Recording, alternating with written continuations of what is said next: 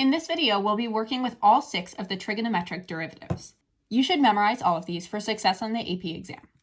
So we've already covered the derivatives of sine and cosine in a previous video, but if we want to review them now, derivative of sine x is equal to cosine x, and the derivative of cosine x is equal to negative sine x.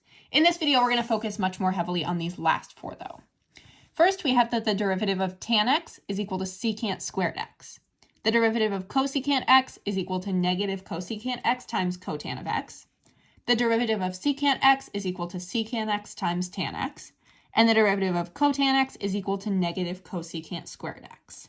Here, we're going to prove that the derivative of cosecant of x is equal to negative cosecant x times cotan x. And we're going to use the quotient rule. So remember that cosecant x is the same thing as 1 over sine x. So if we were asked to find the derivative of 1 over sine x, you would probably intuitively go to the quotient rule. And that's exactly what we're going to do here. If you're not sure how to use the quotient rule, please go watch my video on that before attempting this problem. Okay, so for this one, we know that the quotient rule, to find the derivative, we take low d high minus high d low over low squared. So we will take low sine x, d high, the derivative of 1 is equal to 0, because it's a constant, minus the high function, 1, times the derivative of the low function. The derivative of sine x is equal to cosine x, all over the low function squared. And our low function, sine x, we can write that as sine x squared. At this point, we know that this one is going to be 0, so it's just going to be negative cosine x over sine x squared. And now I'm going to break this apart into negative cosine x over sine x times 1 over sine x. Because if I were to multiply this across, I would get negative cosine x over sine of x squared. And that's exactly what I have up here. So this is an okay maneuver to do. You can break that into these two. I know that the negative cosine x divided by sine x, that's actually negative cotan x. And 1 over sine x is actually cosecant x. So I've just proved that the derivative of cosecant x is equal to negative cosecant x times cotan x. And the order is a little bit messed up here. I can rewrite it as negative cosecant x times cotan x. It doesn't matter where the negative is in the problem. This would also be an acceptable way to write the derivative of cosecant x, but I've just proved this using the quotient rule. Now we're going to start working with the trig derivatives. When we deal with squared trig functions, there are special rules that we need to follow.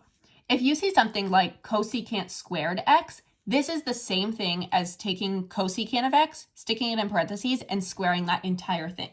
It is not the same thing as the cosecant of x squared. The squared needs to go outside the parentheses when you see it up here. That's going to be very important when we explore these next functions. Find the derivative of each function. In part A, f of x equals 4x times the secant of x, and we're being asked to find f prime of 5 pi over 6. So it looks like we're going to need to use the product rule here because we have two things being multiplied together.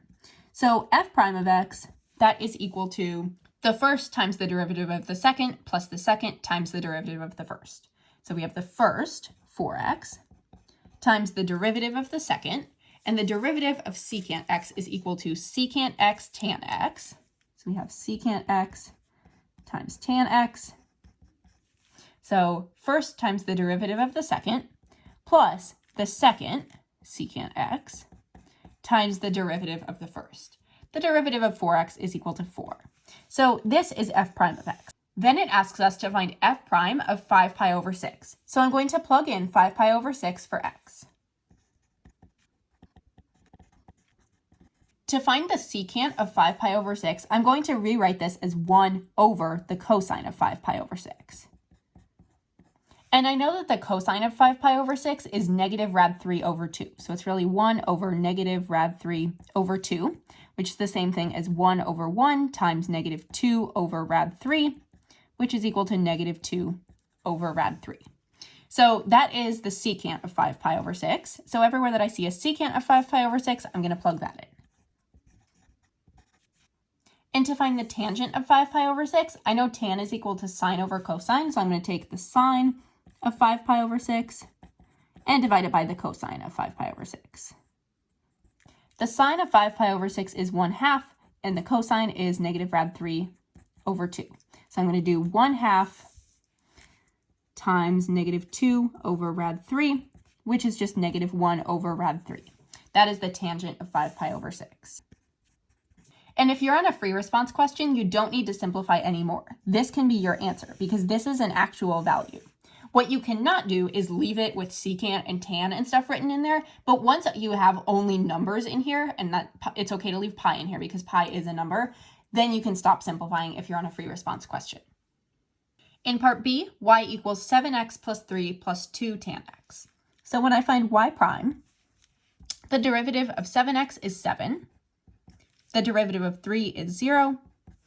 And 2 is a constant multiplier. And then I find the derivative of tangent x, which I know to be secant squared x. So this means that y prime is equal to 2 secant squared x plus 7. And it doesn't matter which order you write it in. You could also write it as 7 plus 2 secant squared x. In part C, f of theta equals cosine theta secant theta all over 3 cotan theta. And we're being asked to find f prime of pi over 3. Don't let the thetas throw you off here, just treat it like an x. This problem looks really difficult from the start because I can see that I have something that I'm going to have to use product rule for in my numerator, and then I'm also going to need to use the quotient rule. So when you see a trig function like this, it's always a good idea to see if there's a way that you can maybe pre-simplify it to make your work a little bit easier. So I'm going to rewrite secant and cotan in terms of sine and cosine. That's the way to pre-simplify. So this is equal to cosine theta, and then I know secant theta is 1 over cosine theta. And then 3 times cosine theta over sine theta. So if I multiply these out, if I have cosine theta times 1 over cosine theta, that's just 1 in my numerator. That's a lot easier than dealing with cosine theta, secant theta. So, and then in my denominator, I have 3 times cosine theta over sine theta. At this point, I'm going to rewrite the function. I'm going to say it's 1/3 times sine theta over cosine theta. And I can do that because I pulled off the 1/3 as a constant multiplier, and then I had 1 over cosine theta sine theta, and then I just did 1 over 1 times sine theta over cosine theta to get sine theta over cosine theta. So if you were confused about that, hopefully that cleared it up. So this is really what f of theta is equal to. So I'm going to recopy this. I'm going to say f of theta, not f prime of theta. I'm not taking the derivative yet. F of theta is equal to 1/3 times sine theta over cosine theta. And sine theta over cosine theta is the same thing as tangent of theta. So it's really only 1/3 times tangent of theta.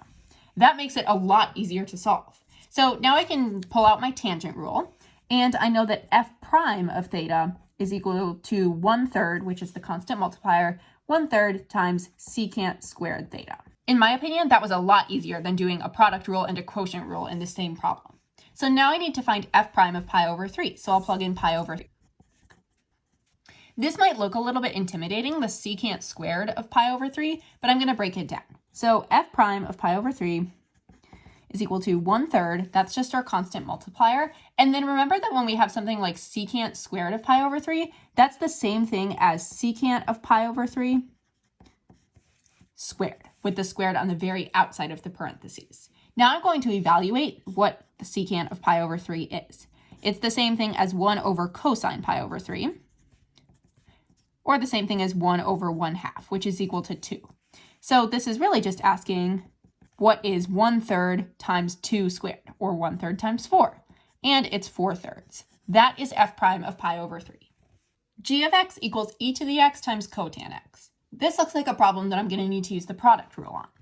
So I can't do any pre-simplifying here because I only have one trig function, but what I can do is I can use the product rule. So g prime of x is equal to first times the derivative of the second plus the second times the derivative of the first.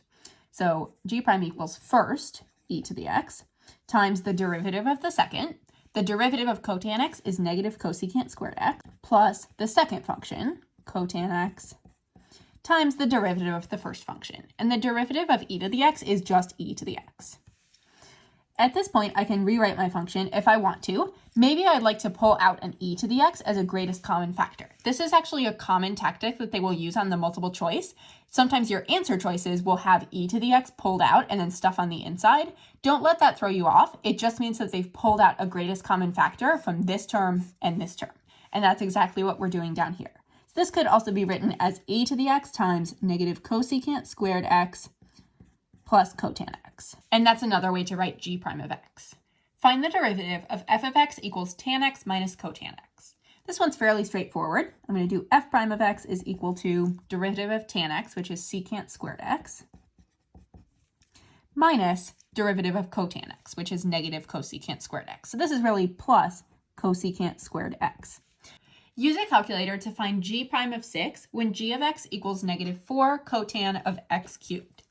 So the reason I included these problems here is because I want to get some practice using the graphing calculator when we have the cube or the squared or the power in a weird spot.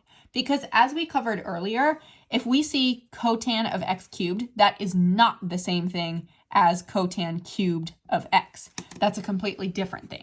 So we need to be really careful with how we're entering them into the calculator if we want to get an accurate answer. So when I'm finding derivatives with my graphing calculator, I'm going to hit the Math 8 button. And that's going to take me to this notation where I can enter d over dx. I put my function here, and I put the x value that I'm trying to find here.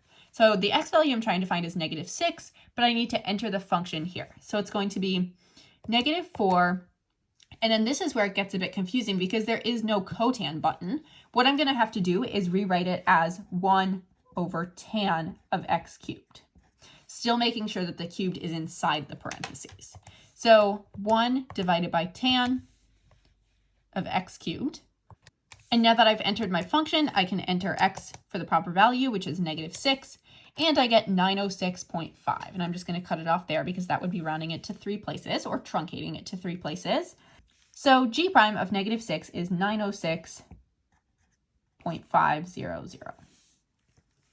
The next example asks me to use a calculator to find f prime of 4 when f of x is equal to tan squared of x over 2. So in order to put this into my calculator, I'm going to need to first rewrite f of x as tan of x over 2 all squared. The squared needs to go on the very outside. So I'm going to have to protect it with a lot of parentheses when I enter it into my calculator. So again, I will hit the Math button and then hit number 8 for finding derivatives. And this gives me the option to put in d over dx, which is the notation for the derivative, of tan of x over 2 all squared. So I'll hit tan, open parentheses, of x over 2, close parentheses, and then that is all squared. And I'm trying to find it when x is equal to 4. And it gives me this value. So f prime of 4 is equal to negative 12.617. And I'm rounding or truncating to 3 decimal places. Here are the 4 derivative rules that we covered in this video. Be sure to memorize these for success on the AP exam. Now I'm going to show you a pattern for remembering the 4 trig derivatives that we covered in this video. It's a little bit complicated, so if you would prefer to just memorize them, that's completely fine too. So you start by writing out tan x, secant x, secant x. And your goal is to find the derivatives of each one of these. Now, on the second and fourth ones, what you're going to do is replace these, like put a co in front of it. So this is cotan x, and this is cosecant x. So I'm going to rewrite this one as cotan x, and this one as cosecant x. And these also, the second and fourth ones, also get a negative in front of them. And then for the first and third ones, you write down secant x. For the second and fourth ones, you write down cosecant x. The top two get squared, so we have secant squared x and negative cosecant squared x. And then the bottom ones, instead of getting a squared, they get a tan x at the end. This one gets a tan x, this one gets a cotan x, because this is the cosecant one. And these are the 4 trig derivatives that we covered.